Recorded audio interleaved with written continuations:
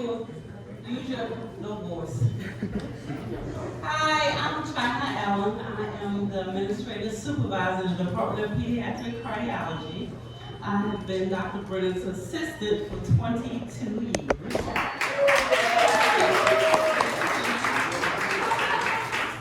So I would like to take this opportunity to introduce to you all and present to others Dr. Shelby Cuddy, who is the Director of Pediatric and Congenital Cardiology and the co-director of the Blaylock Tausig Thomas Heart Center. Thanks, Anna. Distinguished guests, friends, family, and colleagues. On behalf of Pediatric Cardiology, it's my great pleasure and honor to welcome you all to celebrate Dr. Joel Brenner's retirement and his enormous contributions to pediatric cardiology. I'll first invite Dr. Adanda Miller, the president of our hospital, to offer her remarks. I hope I can ditch this for a second, to speak. Thank you so much for giving me the opportunity to say a few words about Dr. Brenner. Oh my gosh, I feel like it's the end of an era. Before I go on, where's China? China, thank you for organizing this and putting it all together.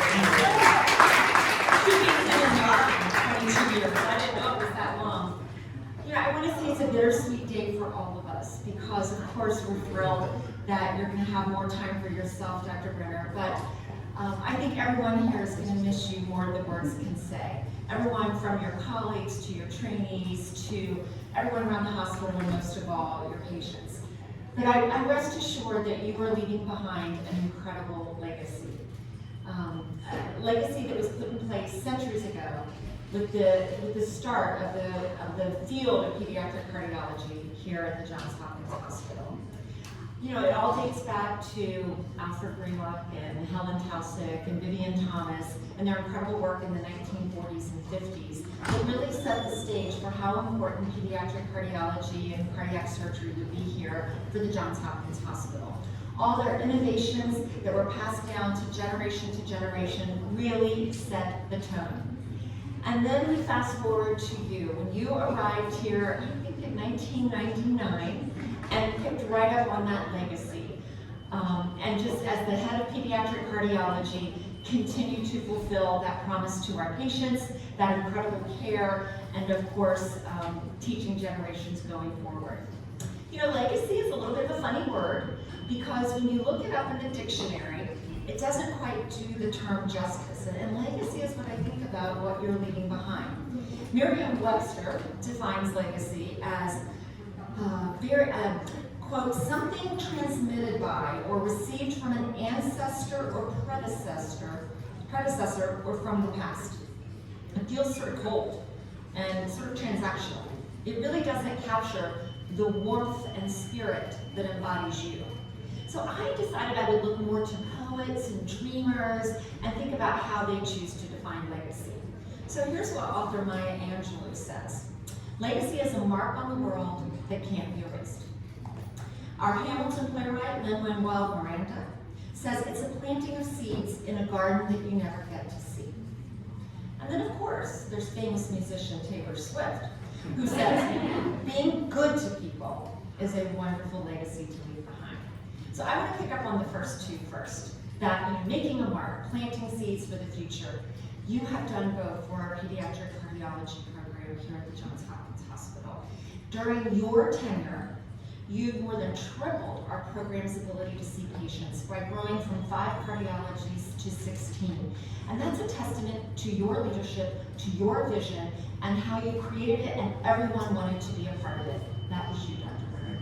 You tripled our educational efforts from 2 fellows to 6 fellows each year. And so that way, the knowledge and the incredible care here is passed on from generation to generation.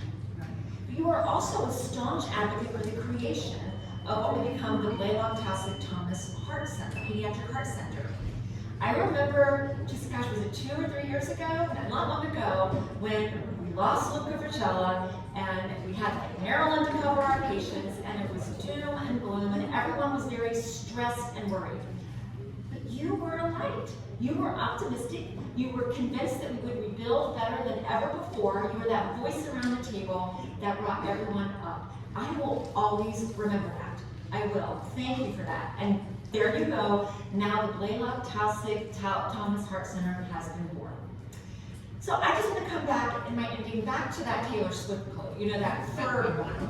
Because believe me, when you're the mom of a 12-year-old daughter like I am, you can't get away from Taylor Swift. I'm always told to shake it off and all this other stuff. But that quote that she had about, she's really on the mark, that a legacy is more than numbers and facts. It's about being good to people.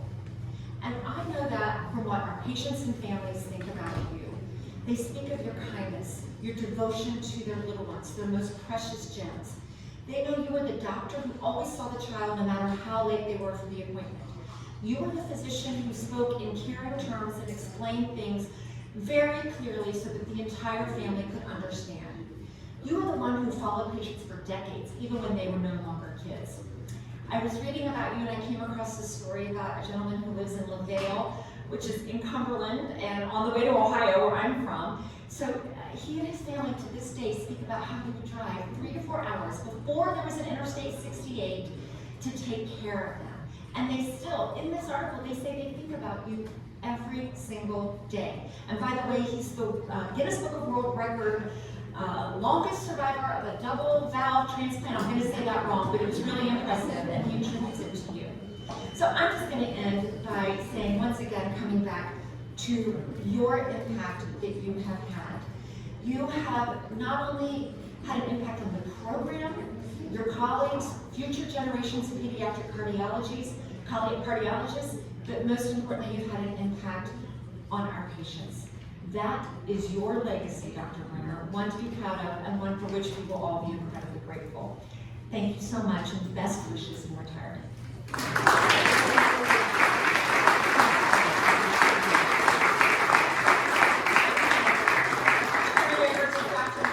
You have so many titles. You all know Maggie, Director of the Brenner Pediatrics, Pediatrician-in-Chief of the Children's Center, Co-Director of the, everyone knows that. Thank you so much. Thank you, Dr. Miller. That was wonderful. And I want to add a special welcome to Dr. Brenner's family, Susan Brenner, and the rest of his family. It's so wonderful to see you all here. And I have to tell you, I have these very fond memories of dinner with you all in New York, with your late father at the head of the table, just beaming with sort of amusement and pride. And it has really stuck with me, and I get it. You guys are a wonderful family. And Joel, I have to tell you, I am so honored to be here to celebrate you today. I don't know, actually, that we could ever thank you enough for all you've done for pediatric cardiology at Hopkins, for the faculty you've trained, for the standards you've set, and most importantly, for the children and families whose lives you have touched. You joined Hopkins nearly 23 years ago. Under your leadership, as Dr. Miller mentioned, you really expanded the division, expanded the training program, created this vision for the Heart Center that is now the rising star of cardiac care in the region. It's really wonderful stuff.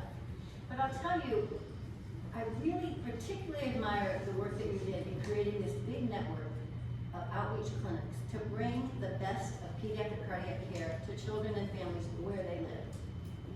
That's remarkable, right? That patient and family-centeredness has really been a hallmark of your career.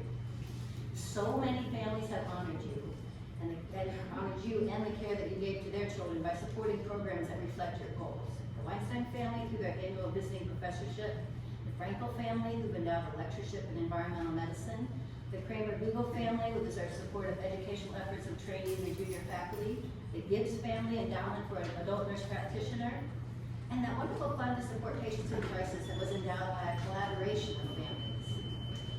I have had actually the really very, very good fortune to work closely with you and your family on another project, the Sam Brenner Family Fund Ethics Lectureship.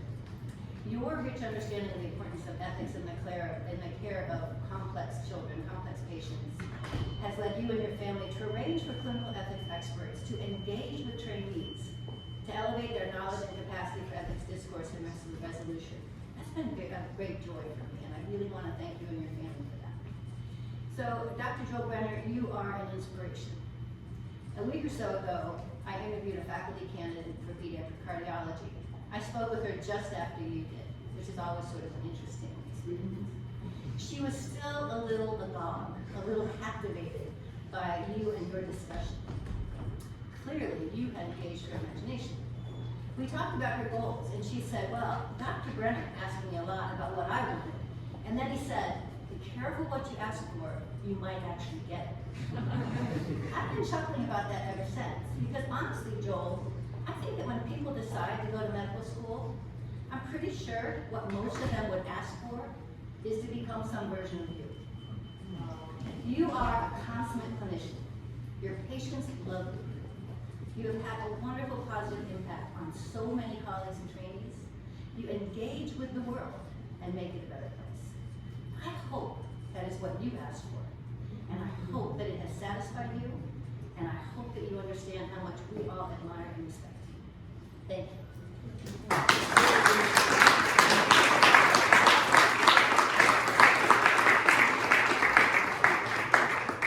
And with that, I would like to introduce Dave Ani, the Chief Imaging Technician of the Division of Pediatric Cardiology.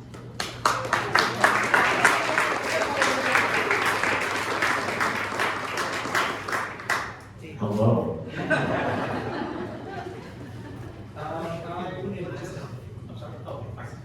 I'd just like to call Dr. Brenner up here. While you're walking, I'd just like, on behalf of the sonographers, to say thank you for teaching us, for being so good to us, for all of the road trips that we've taken all over Maryland, all of the meals and cookies and snacks, and many gallons of ice cream that we've all shared. That's not why I'm up here.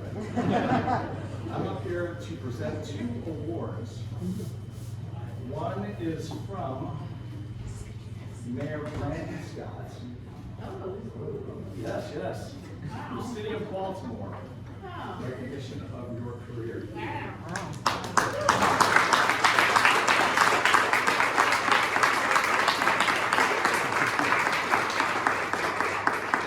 And another from the state of Maryland and Governor Hogan.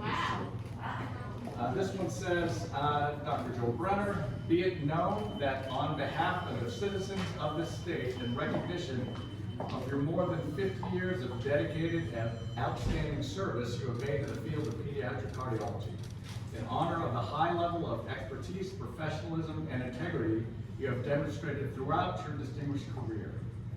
And as the people of Maryland join in expressing our great respect, admiration, and sincere best wishes on the occasion of your retirement, we are proud, but we are pleased to confer upon you this Governor's citation.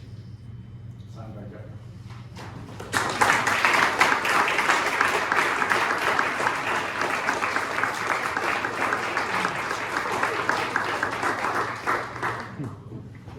Running out of wall space. I'd like to call up Dr. Shelby Kelly.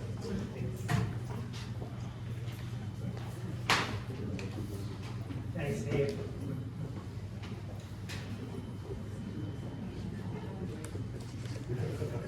Joe, it's been a great privilege to know you, work with you, and call you a dear friend.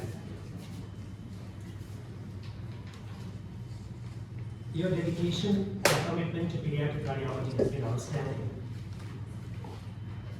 And most importantly, the tremendous positive impact you have had on so many patients. I want to say 3 special things about Joe. First, as we all know, Joe makes a strong connection with his patients and families. Let me tell you a story. One day Joe was seeing a school-age child with a minor heart disease. Joel was trying to reassure the mother that the child's heart was fine and the child is totally fine. The mom was not completely agreeing. She was not accepting, and she told Joel that she knew that her son was not doing well because he was not outgrowing the blue jeans he was wearing. So Joel said, he was a little frustrated, but he told the mom to wash the jeans in hot water so they would shrink and the child would look taller. I think the mom had such strong faith in Joel that the story goes that she might actually have done that. The second special thing is that Joel is the best historian.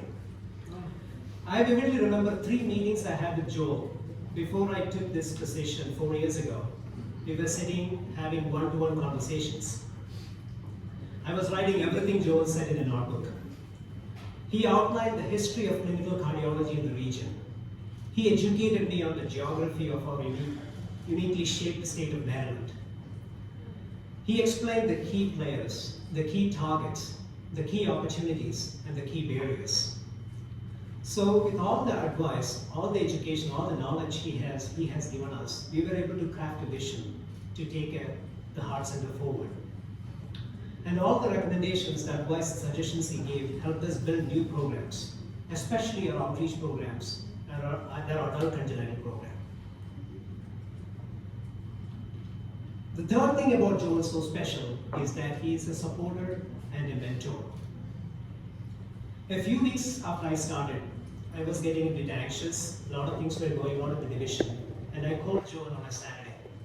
He said, come home. So that same afternoon, I went to Joel's home. Susan was there. She opened the door and I was led to the back of the home, near the swimming pool. And Joel was coming out of the pool in his Speedo. Just kidding. Joel and I sat by the side of the pool, and he talked to me for 3 hours. He basically calmed me down, gave me a lot of thoughtful advice about how to solve the problems and move forward. And I've gone to him on numerous occasions, mostly to deal with our outreach clinic issues, and each time he has given me valuable advice. Talking about outreach, I want to share with you some of the special lunch routines Joel has in his outreach clinics. He enjoys the all-you-can-eat Chinese buffet in Bel Air. He frequently visits the McDonald's in Frederick. He would go to Costco for shopping after he finishes his clinic in Whitewash. And if you want to bribe Joel, get him chocolates. He loves chocolate. And he loves the Hoffman's ice cream place in Westminster. And one more story about Westminster I want to tell you. This is very interesting. A few weeks ago, Joel and his entire crew were locked out of the Westminster office for an hour or 2. Do you know why? Because the Division of Pediatric Cardiology did not pay the rent for that month. Sorry, Joel.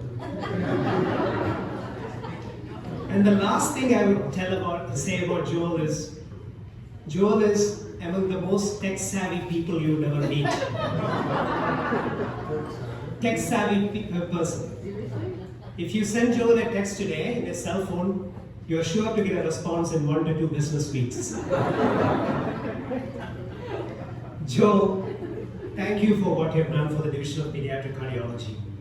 You should be proud looking back at your illustrious career and the contributions you have made to the specialty, and also, most importantly, the respect and admiration you gain from your colleagues, friends, and families. Now, on behalf of the division, I want to present to you a plaque from the division.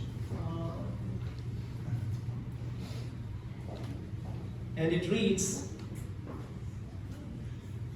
presented to Joel Brenner, MD, from the Division of Pediatric Cardiology on March 3rd, 2022.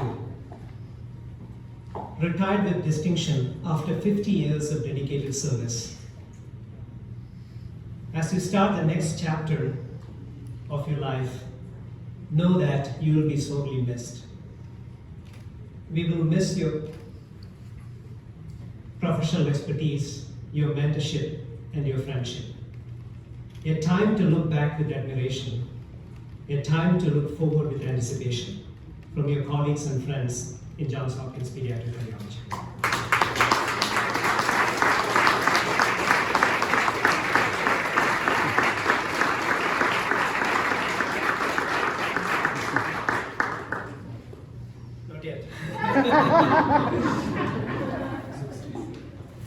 Susan, may I ask you to come forward, please? Oh.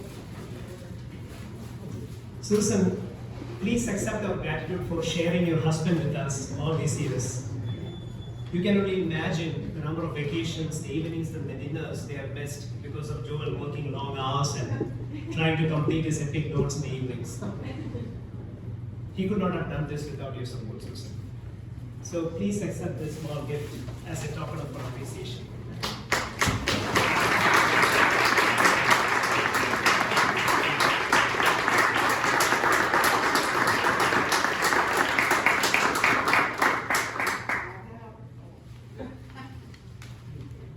I'll now ask Dr. Moore to join me.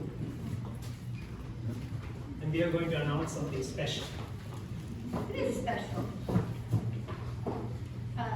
Joel, there is a legacy gift, a special legacy gift from your family and friends, and some incredibly generous patients and their families, whose lives you have personally improved.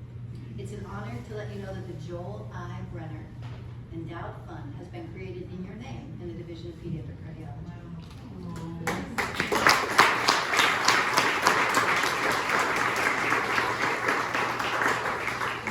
Due to the extraordinary generosity of several grateful families, many of them are here today. I'm happy to see that. This endowed fund will live in perpetuity at the Johns Hopkins Children's Center and will further your legacy in the division to which you've dedicated over 2 decades of your life.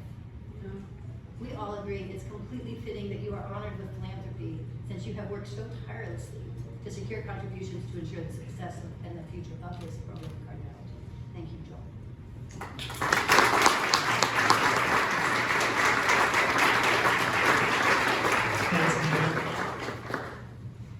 Thank you to our generous donors and congratulations again, Joe. Best wishes to you for a healthy, peaceful, joyful retirement, and now to you now to say anything. So I know a couple of people wanted to say something to Dr. Brenner. Melanie, you get 1 minute.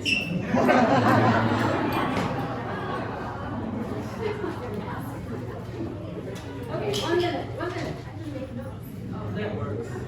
So, I have a tough act to follow here, so many tough acts to follow, but I wanted to say something I was tugging on China's sleeve to get a little time just because I love Joel so much. So, it's from heart. So, just a few words about Joel and what he's meant to me. I've known you for the past 15 years, since I was an intern here in 2007 at Johns Hopkins. And I think it's really a testament to all these long-standing relationships that my 15 years is like kind of a drop in the bucket for I think a lot of people who've known you. But during that time, I've learned so much from you. I'll never forget working with you for the first time when I was an intern in your clinic. I was real proud, and I went up like, oh, I heard a diaphragm murmur, and you were like, okay, number one, you don't have to talk so loud. And you waved a chart in my face and said, good job learning some remedial cardiology. And then you said, come back with me to clinic anytime, and if you come to these outreach clinics, you'll get these specific different types of food. As Shelby was so I invited myself back. And then as a first-year fellow, you shepherded me through what was really one of the most fun conferences I've ever been to. When we talked about your work with the Baltimore Washington Infant Study, such a really seminal study. And so just really an amazing experience, and especially because I got to spend time with Susan and you. We ate all that good food, we even saw live music with Dr. Marshall Jacobs at a bar. And so it was very fun. And then both as a junior and senior fellow, I was your clinic fellow. I learned so much from you. And so I told everybody that you, and also Rich in the back somewhere, were really like the Renaissance cardiologists who really could do everything. I felt like even as I've grown in imaging, you kind of could do my job too. So humbling, very humbling. And then, so China, I'm sorry, I'm a little over a minute. But as junior faculty, I did go and get your advice when I was offered the echo lab directorship position. And I remember you said to me, you have your own family, you have your 2 little boys, and now you're going to also have a family of echo techs if you take this position. And that stuck with me. And I think that really brings me to sort of the final message I feel is that everybody knows this about you, and it's really an indelible part of your character and everything you do. That you're a very honorable person, you have a strong moral compass, you've really led by example, and you've created a beautiful collegial division. I'm very thankful for you. So. Thank you.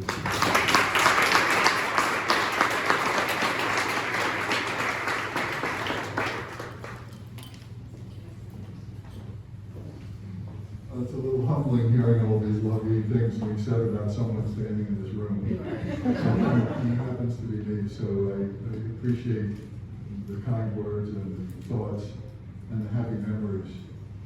I appreciate so much my family being here, some of my patients' parents being here, acquaintances from years ago, Andrea showing up from Richmond, Jane coming up from North Carolina, Luca, the whole people flying in from Chicago for a free drink. It's extraordinary. I really didn't expect this. I didn't expect my sister and brother-in-law. I knew Nancy was coming, my sister-in-law and brother-in-law were coming. But it's just been really quite overwhelming. In 1969, I met my first two pediatric cardiologists, Arnie Slovis and Bob Kahn. They were at my medical school, New York Medical College. They had both trained with Dr. Tausig at Hopkins. I thought that was kind of cool, but Hopkins seemed like this distant vision of greatness. I had no idea if I would ever see the place. And then I went to my next step in my life with residency and at New York Hospital, and got interested in pediatric cardiology there. And Mary Ellen Engel was the division director, and she had trained with Dr. Tausig. And then I went to Yale, where Dr. Ruth Whittemore was on faculty, and she was Dr. Tausig's third trainee. There's a repetitive theme here. So a lot of people trained here, and they were really at the top of their game. The thing about my exposure to Arnie Slovis and Bob Kahn is they made pediatric cardiology fun. I never saw two doctors who loved doing, or seemed to love doing what they were doing more than these two guys. They were like in heaven taking care of patients. And as a medical student, I got to do my first heart catheterization. It's not like that when we have elective students rotating through. It's not like that now, I don't think. But I was hooked. I was hooked early on, and then my training, my time in the Navy, my time running a cath lab in Virginia, and then coming to Baltimore and spending the last 45 years of my professional life here in Baltimore has been a gift that I will forever be grateful. Usually, I usually save the best for last when I give this, but people who have been standing here a long time and listening to a lot of wonderful words. I want to start with the best at the beginning. I wouldn't be here today without my wife.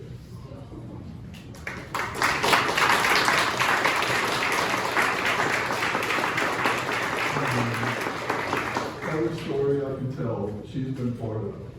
And every smart decision I made probably was largely hers. And she's my fiercest critic, and always telling me to stand up straight and talk loud enough so people can hear. Actually, I should take this off. Yeah, that's better. But supportive, editing papers, editing talks, giving advice, almost always when asked for, sometimes not so much, but always being there. And while I was working, running everything, raising two phenomenal children, Beth and Sean are both here. Beth lives locally with her husband and her two kids. Sean flew in from Los Angeles last night to be here. I'm very grateful they're all able to be with us. The experience in Maryland has been great, and I have two people, professional people, to thank for the trajectory of my career. One, Mike Berman, who sadly can't be here today, but Mike was my cath lab director during fellowship, and then hired me to come to the University of Maryland in '77. And Mike told me something that will stick with me forever. there's nothing better than being a division chief. Don't ever be a department chairman. Never disrespect Maggie. Don't ever do anything else. Just be a division chief. Now, I stopped and thought about that as I was getting ready to make some remarks tonight, and I said, well, now he had to say that. His division consisted of me and Rich. So what could be better than that? And the other person who I have to thank, I have to single out amongst all the incredible faculty that I've enjoyed working with at 3 major medical centers over my career. But of all the people that I've worked with the longest is Rich Ringel. Rich and I have known each other for 44 years. The only person I've known longer in this room is my wife. We've been married for 54 years and going out for 50, I still can't think of it, going out 60 years. It's scary to even say that, but it's really true. I'm really much younger than I look, and that's because my wife takes such care of me, and my daughter provides me with Arbonne skincare products. So it's a little deceptive. But I think that when I needed advice, those were my 2 people who always had the best interest of the division and my best interest at heart. And I can never thank Susan and Rich for giving me the fortitude to deal with so many of these issues over the years and to come out smiling and happy to go to work almost every day. And then the great colleagues I work with, from the front desk staff, Kellyanne and Bernice, to China, who's stuck with us for all these years, despite constant threats of leaving. To a superb group of nurses, particularly now we have this wonderful bunch of nurses in the office area, and the stenographers, my favorite people to hit the road with. They're always up for a good story and a snack, or a meal, or whatever. Wendy Kramer, who came in from the hinterlands in Cecil County to join us, has been part of our group for 40 years, retired finally in December. And then my colleagues, all of whom have been a treasured resource to me, have always been there to support the functioning of the division, to see that there is a bright future no matter the ups and downs, that hard work will carry the day, and taking care of one another is the most important thing we can do. And then to the patients, Phil is here, Ali and Robert here. They've been generous, setting an example of generosity and philanthropy and good spirit and warm feelings that don't come very easy. It's just amazing to watch people who can give of themselves and help support something so important to be supported. So I thank all of you for being here, and thank you for the opportunity to have come to Hopkins and kind of get my career in full circle from the first people I met who trained here to me coming here. It's been an amazing, amazing ride, and I appreciate every moment of it. Thank you so much.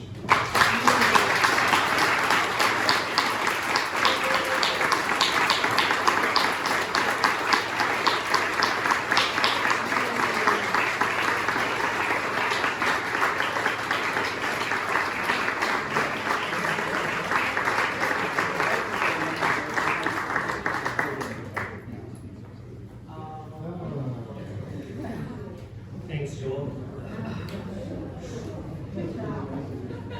Again, best wishes, Joel, for your next stage.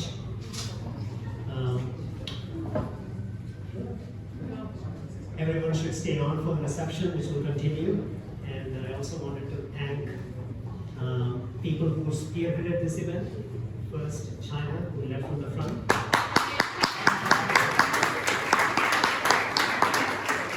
Our nurses, Patrick and Consuelo Thompson, who helped with the arrangements. Our mother from the office, Chelsea Kirk and Alison Baker, who helped us a lot. So thank you all for coming. Okay. Thanks again, and have a good reception. Enjoy the day.